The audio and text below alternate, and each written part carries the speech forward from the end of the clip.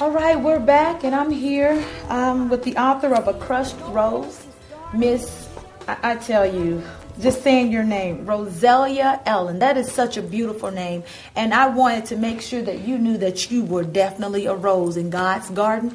Don't be ashamed. Don't be discouraged. God has you. He loves you, and we do too. Amen. Now, we're going to get back to your story. You did plan an escape. You tried to get out of this. You know, sometimes people say, why didn't she try to get out after you reached out to all of these people and there was no help, you couldn't trust anyone? You actually planned an escape. Yes, I did. Now, what did you do?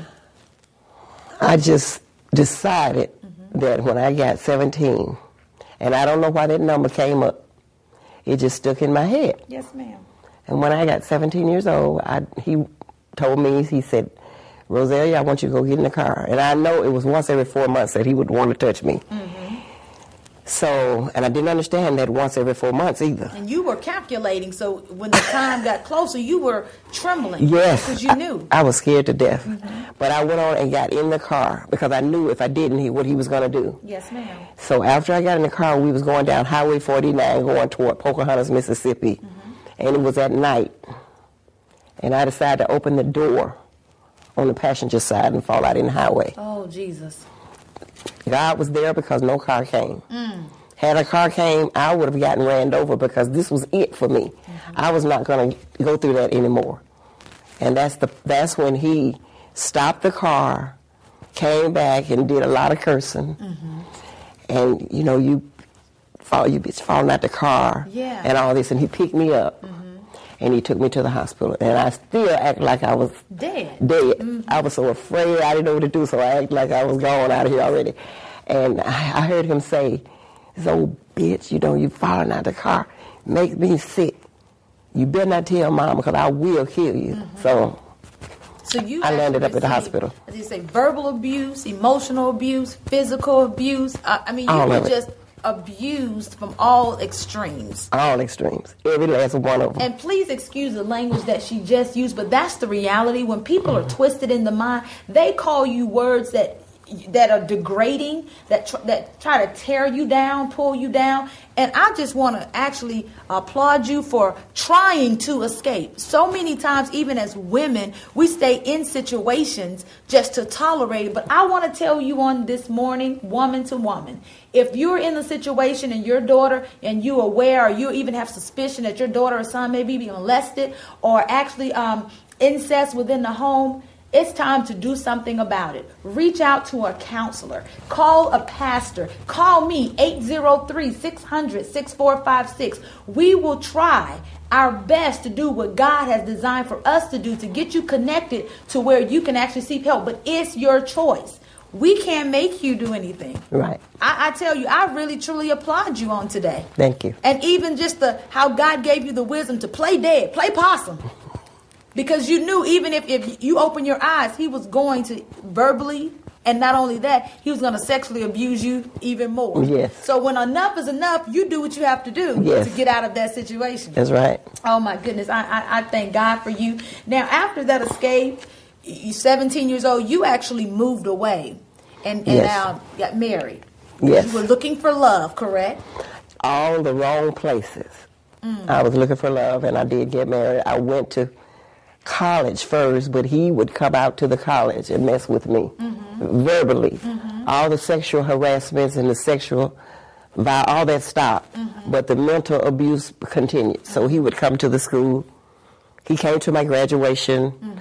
He came to my prom, and he messed with me, you know, talking and cursing right before all my classes. And then when I went to college, he came. So I figured, there's no life for me. What am I going to do with myself? Because everything that was going on, I was getting slammed in the face. Yes, ma'am. And that's even going to college. And I remember reading also some of your classmates, even during your prom, the way he was talking to you, they said, he sounds like he's in love with you. That was said to me quite a bit. You know, and that's the way it is. Sometimes the man can come in and actually, and I believe I read this as well, that you, because your mother wasn't there in a sense, you were actually playing wife to him. Yes. How you would have to, he would make you, you know, with that .45 semi-automatic lay on your lap, and you would have to, you know, rub his head or scratch his head as if you were his wife. Right, wash his clothes, cook. Yes, ma'am. Like a wife. Yes. And I know some of you may be going through that, or you know someone, a child who's in that particular situation. Reach out to your police department. Call your sheriff department. Call the Department of Human Resources, Human Services. Reach out. Even if you don't want to give your name, if people that are like that in your communities, if you know that, stop gossiping and talk about it. It's time for us to do something. Yes. I really believe the time is now. It's time for us to do something. Now, when you marry, I'm sure that, you know, you, like you said, you were looking for love. Yes. But to your surprise, your actual husband was almost like your father. Father, yes. In a sense. Yes, he was. Am I right? Yes. Oh, my. Can you tell us a little bit about that? Well, I learned later that he was bisexual. Mm-hmm. And he just, I don't know if he knew. I found out later that he did know. Mm-hmm. And that's the reason why he divorced me. Mm-hmm. But during the marriage, it was awful. The sex was good, mm-hmm. was nice. But he started the verbal abuse as well. And it reminded you. And it started to remind me. Mm-hmm. So one day he took a gun, a sawed-off shotgun. And you and those guns. I was. The Lord really kept you. You always had I mean, these men were really abusive. Yes, yes. And he took this sawed-off shotgun and he clicked it 3 times. Mm. Well, the third time he clicked it, he held it up in the ceiling and it went off. Mm. The first 2 times it didn't go off. I was pregnant with his son, mm-hmm. And it didn't go off. Oh, man. Then we went to the reservoir, and I mean, I had forgave him for all of that because I was in love. Mm. Love is blind.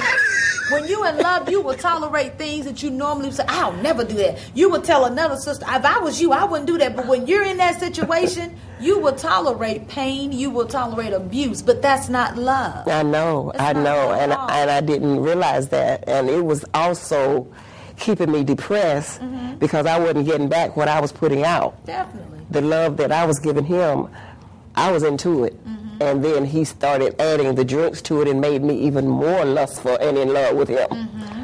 Because the alcohol did not affect me as to be violent and crazy until somebody pushed me or something like that. Mm-hmm. It always put a lustful feeling on me. Okay. And that's what I took to find my happiness. Mm-hmm. And my joy and my bliss. Yes, because you said the drinking, all of the abuse that came from your childhood up until you got married, you turned to alcohol and drinking. Yes. And that's what I want to actually address, because sometimes when you're looking for love, you can find it on a bottle. You can find it, like you said, that sexual feeling, but you had it on top of that. Once you start drinking, it made you, that lustful feeling. Feelings came back, yes. And so, actually, you weren't in love. It was just the love of the feeling of having somebody to hold and embrace you versus raping you and abusing you. Right. Oh, wow. Now, right. When did you find out, or did you ever find out that this man really didn't love you?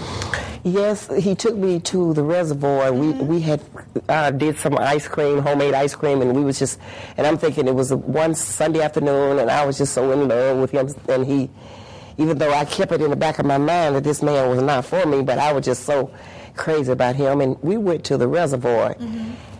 and he threw me in the reservoir.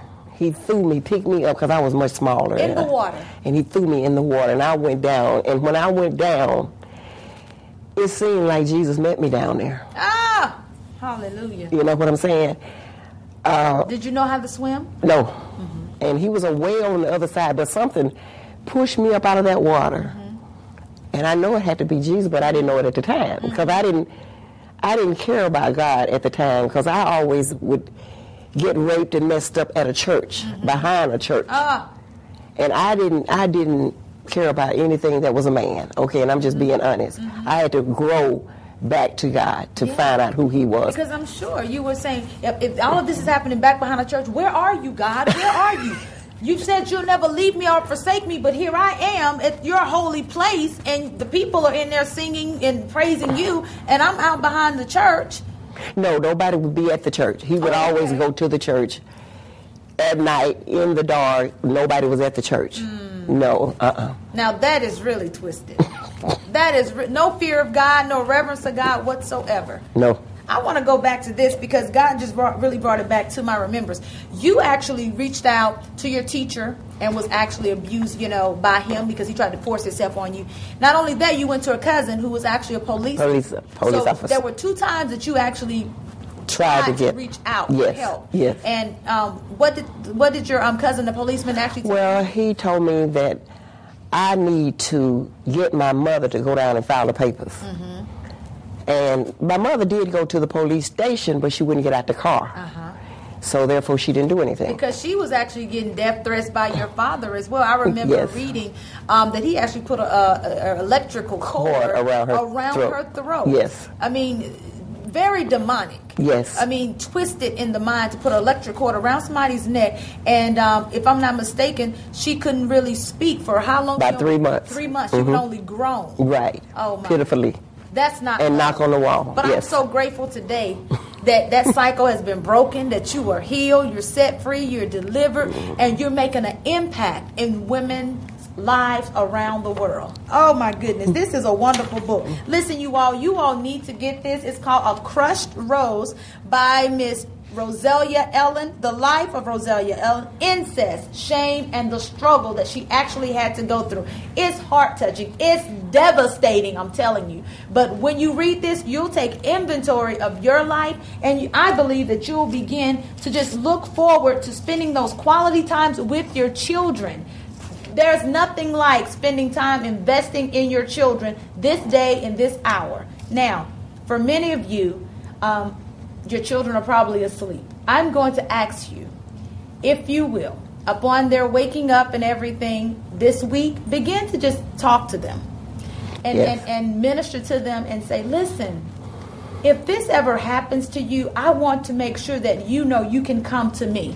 If they cannot or they feel like they cannot come to you, tell them to go to another adult, a school counselor, a teacher, someone that they can talk to. Now, you're going to have to be specific. You're not going to have time to actually walk around, on the little pieces of cracks. You're going to have to say, if somebody fondles you, touches you on your breast, in between your legs, or touches you, they say, oh, baby, come sit on your lap, and they're fondling and hugging you, you need to go in detail so they will know. So when it comes, what mommy or daddy actually told them will come back to their remembrance. Because if you never educate your own children, when they get it outside of the home, they're going to be misled and misunderstood.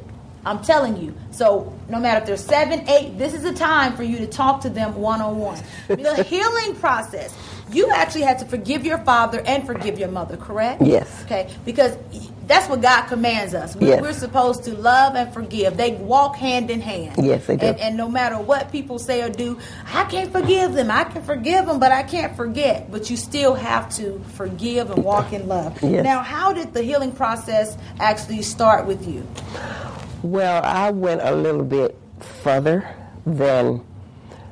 You got to realize everything happened behind the church. Mm-hmm. I went to a minister when I was 12, and I asked him who was Jesus, and he told me to go sit down somewhere. So I went a little further to start my healing process. I went into holistic healing. I called two companies, and I started meditating because I started ordering their products for meditation. Yes, ma'am. I got in touch with a girlfriend in California, and she was telling me about these wonderful vitamins to detox my liver. Yes, ma'am. To cleanse more or less my soul, my mind, my spirit, and my body. And when I did that cleansing, I started feeling great. Free. I connected with God then. Look at that smile. Completely connected, even though it's hard sometimes still. It comes back. Yes, ma'am. It never goes totally away. But the healing is great. The healing is great, what I'm getting now. Nutrition and meditation. Yes. Did you meditate a lot? I meditate a lot now, yes. Still do? I still do. I have to. Because I notice when I don't, I don't feel right. Oh, wow. I love this so much, you guys. Listen, if you're wanting to know what true love really is, go to 1 Corinthians 13:8, and I tell you, you'll be blessed. Miss Rosezilla, if they want to get this book right now, how can they get in contact with you? Okay, go to www.acrushedrose.com. Amen. You know what? She's not a crushed rose. She's blossoming. Look around. Smell the roses. You are the rose that God has placed in the garden at this particular time to blossom and to flourish around all those that come in contact with you. Thank you so very much. I love you. God bless you. Thank you. We pray God's best on you and your particular ministry. All right, ladies. Love you. God bless you. Living in this world.